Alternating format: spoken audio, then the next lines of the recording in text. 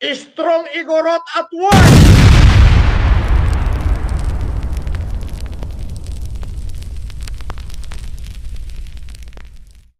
Gatas na gatas!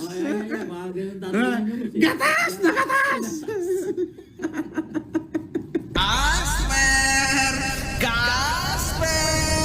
Fuck you. Ano, makagago? Galingan mo pa! Galingan mo pa, putang ina mo!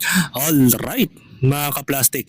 And this is me again, Big Sue. Right back at it again with another Norman Mangusing content. At isang dekalibre at gatas na gatas ang ating tatalakayin ngayong araw na ito o gabi sa inyong lugar.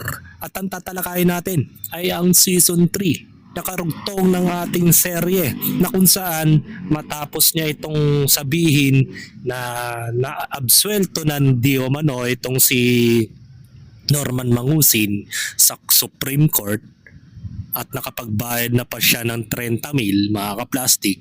At isa na naman tayong issue about dito na kung saan ay meron na naman po tayong tatalakayin about sa pagkawala o walang natanggap na counter affidavit mula daw kay Makagago.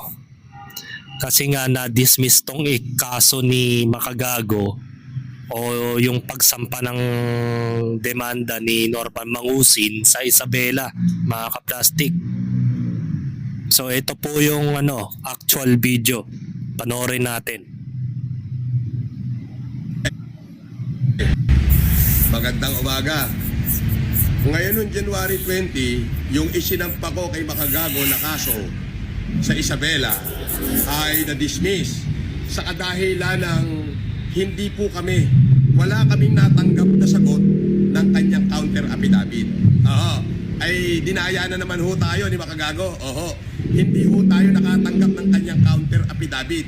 Pero wala naman hong problema dahil meron naman hong remedy. Okay? Ang gagawin ho ng ating abogado, magpapile ho ng petition for review. O sapagkat wala ho, hindi kami pinarnish ng kanyang ng kanyang counter affidavit, hindi kami pinarnisan. Oo. Kapanipaniwala bang katwiran yon ni Norman Mangusing, mga ka-plastic? Wala daw natanggap. At na-dismiss po ito gawa ng wala naman talaga siyang. Actually, hindi natin alam kung may nasampa siyang kaso doon sa Isabela at kung bakit na-dismiss ito, mga ka-plastic. So, napakalabo ng kanyang statement about dito na madidismiss yung kaso without knowing kung bakit, mga ka-plastic. Sabi sa comment, sabi nga ni Mark Jason, nakala ko ba Panginoon ka sa Isabela? Diba? Yan ang pagkakaintindi ni Makagago WhatsApp man na sinasabi niya na siya ang Panginoon sa Isabela. Ayan. Marami rin nagko-comment about kay Pero ito, ngaw gusto research ayaw. Sabi kasi dito, mga ka-plastic, at sa comment ng isang netizens na nagngangalang John Ray de la Peña na kung bakit ito na-dismiss. Yes, it is possible for a case to be dismissed in the Philippines without the investigation officer receiving in the counter affidavit from the respondent. So ibig sabihin, kapag nag-file ng counter affidavit itong si Makagago WhatsApp man sa Isabela, ay may possibility na hindi na ito gagawan pa ng investigation at the same time, madidismiss yung kaso. Lalo na kung wala namang probable evidence na strong evidence na pwedeng ipakita ni Norman Mangusing. At kung wala naman po itong katuturan yung mga pinagdedemanda ni Norman.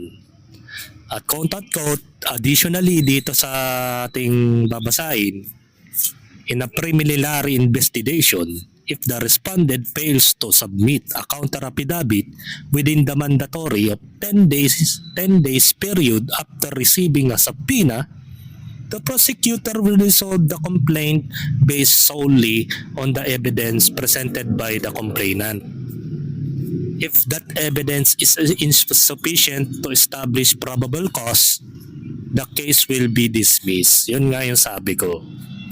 Kapag wala tayong mga ma-establish o maipakita na matibay na ebidensya sa inaakusahan na si Makagago Whatsappman, ay mangyayari ay madidismiss sa pamamagitan ng counter affidavit, mga kaplastik. So walang dayang nangyari doon. Kung alam mo yung sistema ng batas o kung paano gumugulong yung kaso, dapat alam mo yon. Kung ano yung pinaka number one mo na gagawin. At ito po yung mga dahilan. Here's are the key scenarios where this occurs. Dismissal due to lack of probable cause, no counter affidavit. Ayun, malinaw na malinaw. Diyan pa lang sa word na yan. No counter affidavit. Even if the respondent does not file a counter affidavit, the prosecutor is still required to determine if there is sufficient ground to hold the respondent for the trial. Di ba? The prosecutor is still required to determine if there's sufficient ground to hold the respondent for the trial. Yun ang sabi niya. If the complainant evidence is weak, not actionable, or does not establish a prima facie case. Ay, prima facie ba yung tawag dito ni Norman? Yung tinatawag niyang prima facie. The prosecutor will dismiss the complainant regardless of the lack of response. So tamad siya. Sampa ka lang ng sampa ng kaso, tapos wala ka namang ginagawa at wala ka rin namang ipinapakita na mga matitibay na ebidensya. Kaya na dismiss yung kaso. Gaya nga ng nakasulat dito, if the complainant is evident is weak o mahina o vulnerable, wala kang may pakitang pruweba na yung mga sinampa mong reklamo sa korte o sa piskal na nagpapatunay na ganito talaga ang mga sinabi ni Makagago Whatsappman o ganito yung mga ginawa sa'yo ni Makagago Whatsappman, ay wala po itong actionable o wala po itong saysay, mga kaplastik. So yun ang malinaw na explanation doon. So number 2, dismissal on the other legal grounds. A case may be dismissed before counter affidavit is filed if it is clear on the face of the complainant that the facts charged do not constitute an offense. The pangalawa, the court of office lacks of jurisdiction over the subject matter. O, di ba? Yun ang meaning nun, mga kaplastik. Yung korte o yung office na pinagsampa mo ng kaso para kay Makagago ay kulang sa jurisdiction. Diba? Itong patungkol sa mga nangyayari o para kay Makagago, mga kaplastik. At ang the facts charges do not constitute an offense. O baga yung mga sinabi niyang reklamo ay hindi ito may tuturing na constitution o constitute sa offense, mga kaplastik. So that means walang saysay ang pagsampa ng reklamo kung wala kang naipapaliwanag ng maayos. So walang daya doon, mga kaplastik.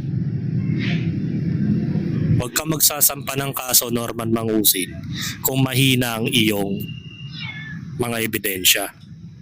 At puro hearsay lang at mga verbal na naririnig mo lang kung kani-kanino. So matuloy tayo sa video.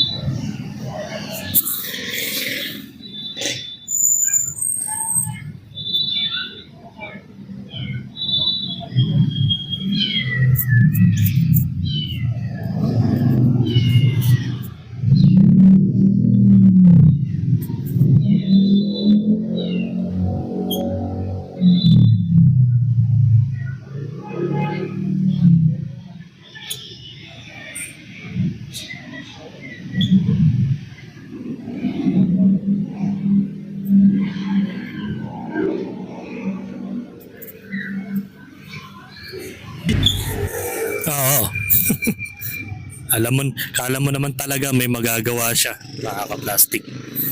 Sa mga ganong klaseng sa mga ganong klaseng estilo niya, mga ka-plastic. So magtungo naman po tayo sa kanyang pagkukunwari bilang isang humanitarian kuno na binansagan siyang pandemic hero, mga ka-plastic. Pero bago ang lahat, mga ka-plastic, eto po, panoorin natin to. Gonzales. Pero mo, Pilipino, dito nagpadala siya ng 125. Kasi isang medyas ko.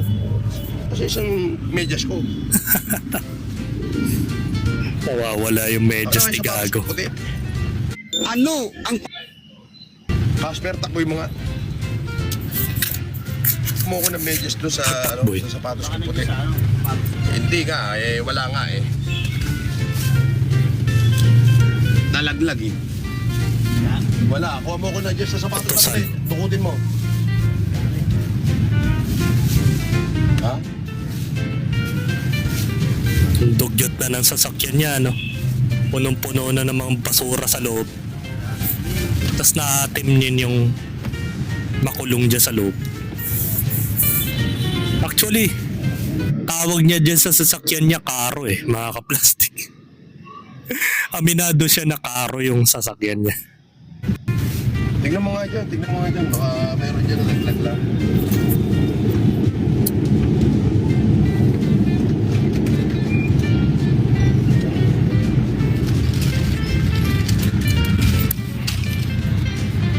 Asin yung kahuhubad ko lang na sapatos eh. Karoon ka na ng anxiety, kauhubad mo pala ng sapatos, tsaka lang, ang tanong, may medyas ba yun? Sabi mo, sapatos lang eh. Nakalimutan mo na kung saan mo nilagay. Puro kasi inuuna mo live stream eh. Tingnan mo nga dyan.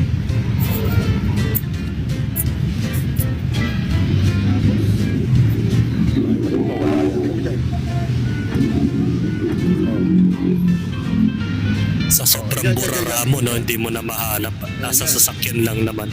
Nagubad kasi ko sapatos.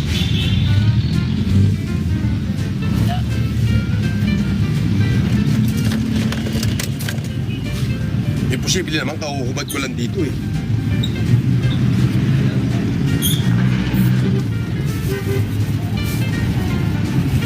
Ang mga tanga.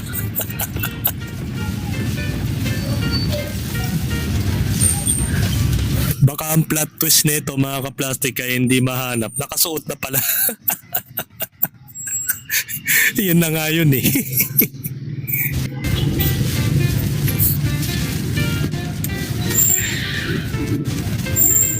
Ha? Wala naman na medyo yung sapatos.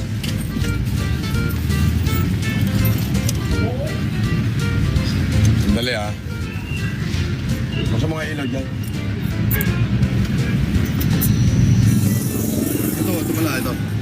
Nakita ko na. Yun, nakita na rin sa wakas. Congratulations!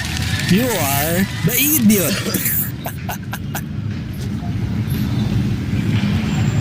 Ayan ang yan, sa hinabahaba ng oras mo.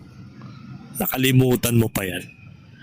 So magtungo po tayo sa isa pang video na kung saan may tinatawagan naman daw siya di umano na contact ko, no, sa isang anonymous person.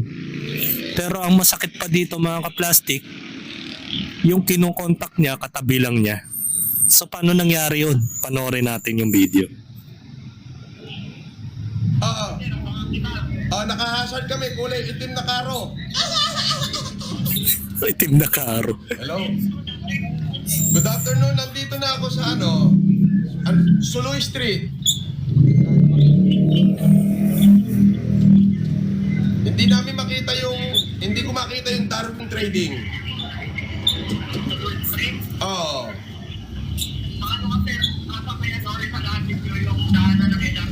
Rizal Avenue daw, daanan ng LTRT, aba. Ayun, LRT na ngayon eh. Tatawid kami. Tatawid ba kami? Galing kami. Hindi, galing kami ng Maynila. Galing kami ng Avenida. Carriedo. Carriedo.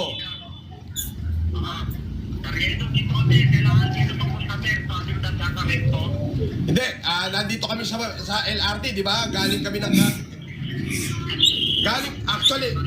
galing kami ng Avenida ng Maynila eh. Tapos binaybay namin yung LRT. Yung LRT, tapos saan tayo kumanan? Mahaligi. Mahaligi. Kumanan kami sa Mahaligi.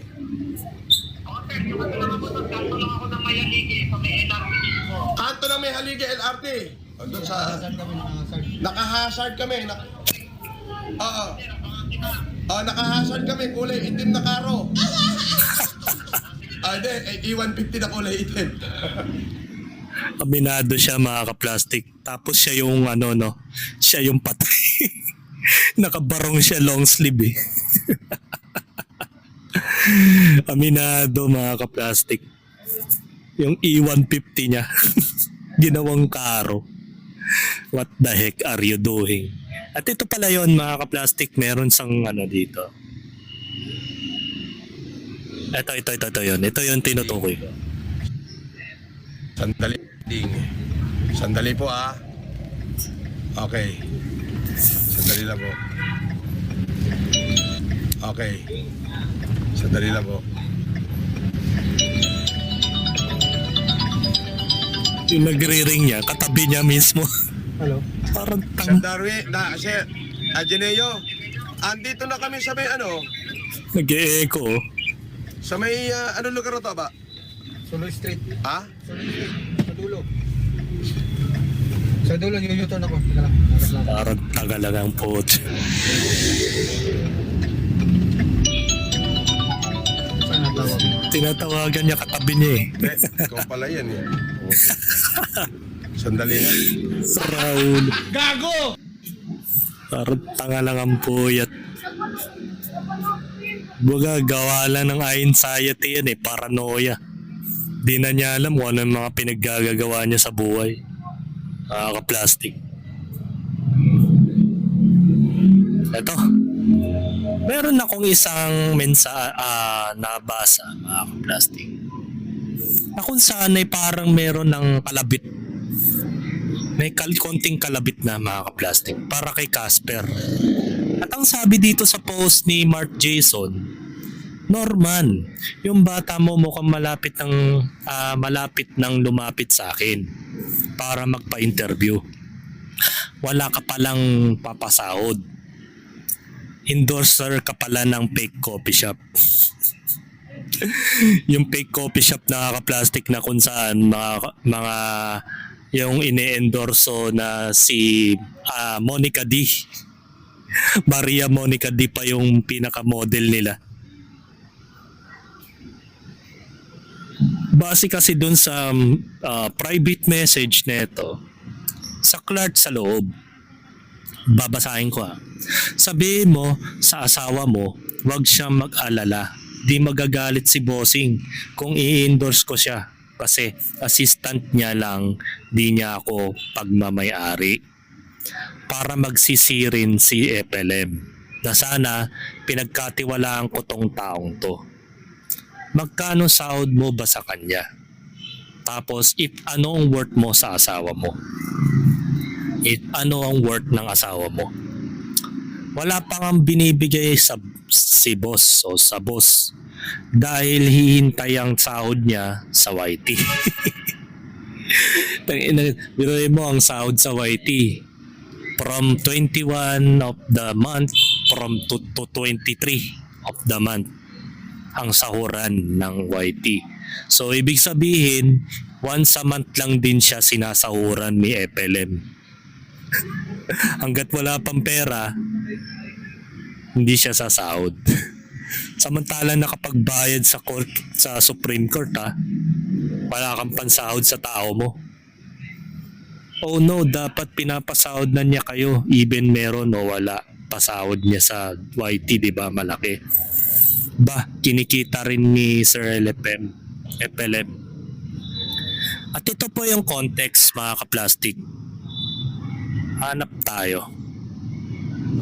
Kay Friends of Food Genius po yung galing. So, mapunta tayo doon sa post na yun. So, nakakaawa pala to si Casper, no? Pero mo, hindi pinapasahod. Nasaan na ba yun? Ito. Medyo maraming part to, mga ka-plastic. Magtungo tayo sa part 1.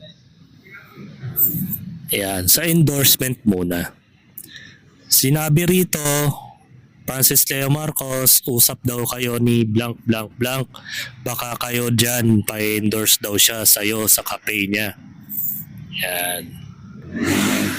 Coming from Maria Monica dito. Ayan, may mga contacts dito. But this is not answering. I want to talk to him on my cafe.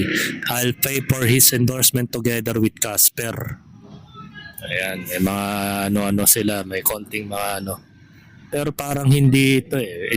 About sa endorsement pala to. So, hanap tayo ng iba. Ayan. Ito. Baka nandito.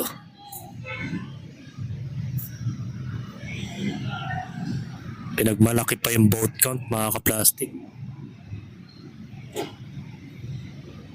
I thought it's 180,000 for each of you. Then I will see you upon the contract signing. No. But she said 180k for you and to Sir Casper. 160k for me and 20k for my staff. Total of 180k per month. That's its every cheap price with my status of 5 million Filipino loyalists of Tangina, sigurado ka ba yung mga 5 million yung magiging kliyente mo dyan? I think it's not. Yun, parang conversation about to sa cafe niya eh. Mochi-mochi. Wala dito yung ano eh, message about dun kay Casper. So wala nga. Sabi ni Casper dito, okay, since signing contract then show my boss in me video, very simple. Ang hirap naman yan, mga ka-plastic. Ako na nosebleed sa'yo. Diba? Ito yung endorser ng Moshi Moshi. Are you looking for a coffee or a cozy place to stay? Maybe you should try Mochi Mochi Cafe. Ano ne? Love it. See you soon there. Oh, hi. Are you looking for a coffee or a cozy place to stay? You should try Mochi Mochi Cafe. You guys Mochi will Mochi love it ano there. ne? See you soon. Nakakatakot naman yung caption na yun. Ay nako. Alam ko may panibago na naman kayong modus na maglalagay na naman kayo ng Mochi Mochi Cafe. Pero not sure kung talagang mag-endorse kayo. Coming from the Norman Mangusing if isipin mo, naiinggit siya sa mga ibang vlogger na may mga sideline sa social media. Pinakitaan kasi siya ni Boss MG na marami rin siyang sidelines. Mga side hustle about sa mga endorsing ng top up. Mga ka-plastic. At the same time, yung asawa ni Makagago WhatsApp man ay meron ding ini-endorsong paluwagan, mga ka-plastic. At yun naman ay legit dahil may mga DTI permit po yun at mga permit from Security of Exchange Commission. Pero paano naman tong Mochi Mochi Cafe mo? Baka mamaya wala po yung DTI permit o business permit man lang. O kaya Security Exchange Commission. 'Di ba? Dapat magpakita kayo ng mga ganong dokumento na talagang lehitimo kayong endorsing ng mga kung ano-ano. Kasi naku, mapapahamak to si Maria Monica Dida once na ikaw ay may mga mapatunayan na naman na masilip kayo ng mga ahensya ng gobyerno na meron kayong ginagawang kalokohan, mga ka-plastic. Yun. Baga may mga talent pick kayo na 180,000 at ginagamit mo pang si Norman Mangusin, pinampeplex pa niya yung 108 yung mga 5 million voters niya nung nakaraang 2022 election. So nahiya naman sa inyo yung mga subscriber na mga vlogger dyan. Alam ko ito si Maria Monica D ay nanonood din sa akin to sa aking YouTube channel. Pero mas advice ko sa'yo hanggat maaga pa, umiwalay ka na dyan kay gusgusin. At nanganganib na rin kasi yung pangalan mo sa social media. Gusto mo mapatunayan na talagang ayun ang dahilan? May mga some of posts si Sabi, Filipino lawyer, na talagang idadamay ka na niya sa gulo ng pangyayari. So kung kaya mo naman ng mundong magulo, wala naman tayong problema doon. At ito yun, mga ka-plastic. Base nga sa post ni Sabi, Filipino lawyer, mainstream media ko ba itong panghaharas ninyo sa anak ko? Baga itong post na ito is all about dun sa nangyari daw sa daughter niya na muntik na raw makidnap. Diba? Ngayon, mine-mention na kayo, Maria Monica D, Norman Mangusin, Casper Anyaras, Susan Goodman, at nakakabobong kabataan. Diba? Ano, gusto nyo nang sumikat? Diba? Yan. Kinaption ng iyong mga pangalan at page.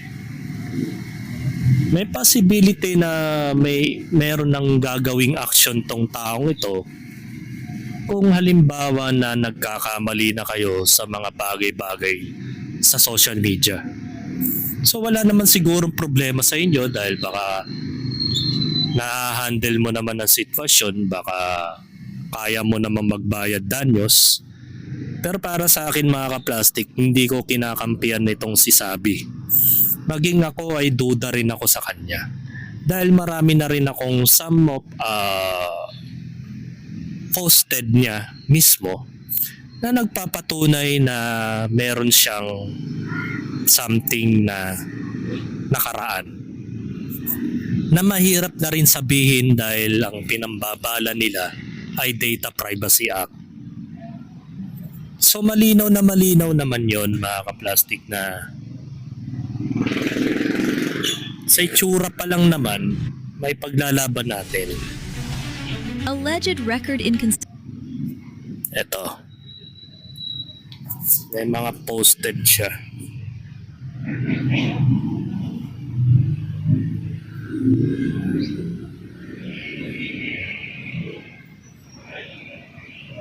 Ito, may mga latest post siya about kay Susan Yance. 'Di ba? At kay Maria Libiste. At theory daw ni Susan Goodman. 'Di ba? Yan, kung titignan nyo lang ang larawan base sa mga sinabi ng mga OFW, kung isu-zoom in, mga ka-plastic, na-describe ng mga OFW kung ano ang klaseng texture ng balat ng taong to. Maging sa hubog ng katawan, ay nandun din.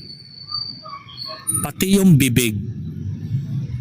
Yan. Kung mapapansin nyo yung bibig mga ka-plastic, isang malinaw na yun.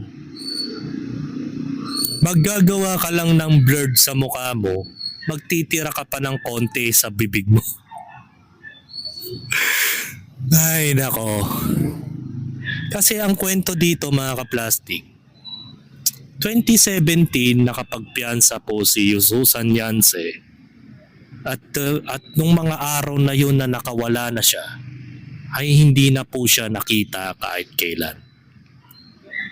Ngayon, way back, ngayon, from now, 2024 o 2025, meron na pong umusbong na bagong page. At ito po yun. Naglabas siya ng mga sum of posts na nagpapatunay na hindi daw siya yung Susan Yance. Pero kung pagbabasihan mo yung mga bawat anggulo, bawat detalye, makikita nyo yung pagka-similarity ng dating tao na inaakusahan at nakulong sa tao ngayon, mga kaplastik. Sa bracelet pa lang, imposible naman siguro na ang taong nag-bracelet ng pula noon, 2017, ay iba ngayon sa 2025. Pagpalagay na nating nagkataon lang, pagpalagay nating baka idol lang niya yung taong yun, kaya ginaya niya yung style, pati ba naman yung sugat, pati ba naman yung parang galis sa katawan niya, gagayahin ba niya, mga kaplastik? Tapos sabi naman ng isang matalinong vlogger sa social media na ang katwiran daw niya ay boses lang daw ang kanilang patunay. Hindi kasi siya nagbabasa ng post ni Susan Goodman, mga kaplastik. Kasi ang binasa niya yung unang post ni Susan Goodman. Na ang sabi doon sa una ay boses lang daw ang kanilang may papatunay. Pero bukod pa doon, marami na nang na-post si Susan Goodman na hindi lang po boses, pati ang mga gamit at mga larawan na ito, mga kaplastik. Sa hubog ng katawan, nakilala na agad ng OFW. Kahit na ilang taon na niyang hindi nakikita tong taong ito. Meron nagsabi na itong taong ito mismo yung nakausap ko. Ano naman mag-imbento siya ng mga kwento? 'Di ba? Lalo na yan, nanakawan siya ng malaking pera. Large scale stapa po yun, mga kaplastik. 9 million ninakaw. Diba?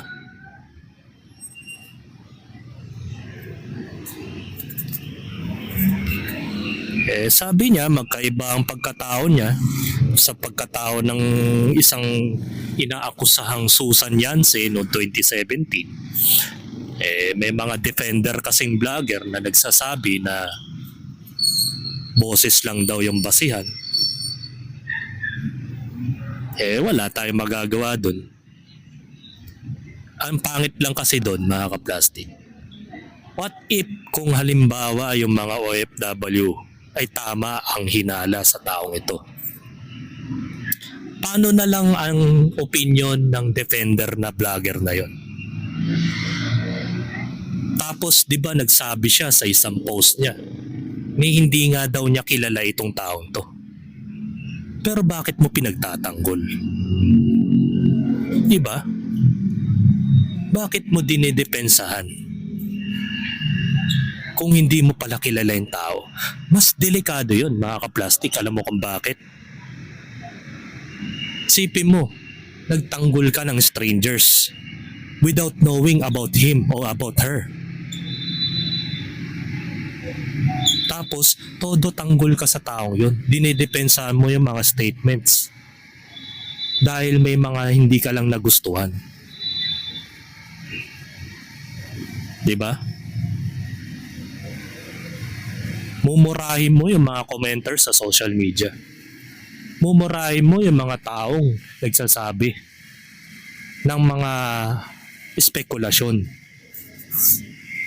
Sabihin na natin, giving na natin yan, i-given na natin na let's say sabihin na natin na pawang conspiracy theory lang yan. Wala tayong magagawa nandun eh. Sabi-sabi lang yun. Pero hindi mo pa rin may tatanggi na ang mga OFW yung naloko niya ay kilala siya. Imposible naman na sa buong mundo may kaboses ka. Even ang mga fingerprints natin nagpapatunay na wala tayong kapareho. Kahit isi-research mo yan sa Google, lahat ng mga fingerprints ng mga tao sa buong mundo, kahit trilyon-trilyon tayong populasyon, ay malabong may magkamatch. Yan kasi yung pinaka-QR code natin, yung fingerprint. Doon na lang tayo magbabase mga kaplastik sa fingerprint ng taong ito versus sa taong inakusahan noong 2017 para malaman natin talaga na magkaiba kayo ng pagkatao o iba kayo sa taong yun. O sabihin natin, itanggihin natin, given na yan. Hindi magkaboses, hindi totoo yan. May galis, hindi pa rin totoo yan. Yung sahig ng bahay mo, magkapareho dun sa sahig ng taong inaakusahan. O, sabihin na natin kasinungalingan pa rin yan. Yung mga username mo sa Facebook, sa YouTube, sa mga Gmail accounts mo, sa mga lahat ng mga social media accounts mo, magkakapareho. Kasinungalingan pa rin yan. Kasi sabi ni tagapagtanggol na vlogger, wala kang katunayan. Dahil yun lang ang katunayan mo. Pinagdudaan mo na agad. Eh siya, tanungin mo siya, kilala mo ba yung pinagtatanggol mo? Ang sagot niya, hindi daw niya kilala. O bakit mo pinagtatanggol yung hindi mo kilala? Di ba di mas delikado yun? Di para mo na rin sinunog yung sarili mo sa harapan ng maraming tao. Di ba? O given na yan, lahat ng username, katawan ng tao, itsura mo, pangalan ng sapatos mo, sahig ng bahay mo, alaga ng aso mo, magkaiba. Given na yan. Pero ang isa lang na bagay na hindi mo mapepeke mga plastic, yung fingerprint. Doon na magtatapos. Tingnan natin kung talagang hindi siya yun. Way back 2017. Yun lang ang aking masasabi. Yun ang kailanman na hindi mo kailangang i-match. O let's say sabihin mo malakas ang loob mo sa NBI, wala kang record. Pero mas maganda puntaan mo yung kung saan nakakulong yung taong yun nung 2017. Then pakihingi mo yung fingerprint ng taong yun. Imposible naman na hindi na fingerprint yun. At imposible namang hindi na mugshot yun. Kasi pag na mugshot yun, ma-identify mo kung ano yung height ng tao. Yun ang hindi mo mapepeke. Ngayon, i-determine mo sa taong ito kung pareha sila ng height at pareha sila ng fingerprint. Diba? Yun lang ang pinakamagandang solusyon dyan para malaman kung talagang siya o hindi. Wala siyang takas dun mga kaplastic. So hanggang dito na lang ang aking opinion. Umahaba na naman, and this is me again, Big Sue. Lagi nagsasabing ang mga plastic ay matagal mabulok dahil ang mga plastic ay toxic. Kaya what's up mga kaplastic? And this is Cambid commentary video ng video live stream. Signing out. Alright. Mga kaplastic, kung nagustuhan nyo ang aking video, isubscribe nyo lang ang aking channel. At the same time, i-hit nyo rin ang notification bell at yung all para ma-notify kayo sa aking susunod ko pang video sa aking YouTube channel. Maraming salamat po mga kaplastic.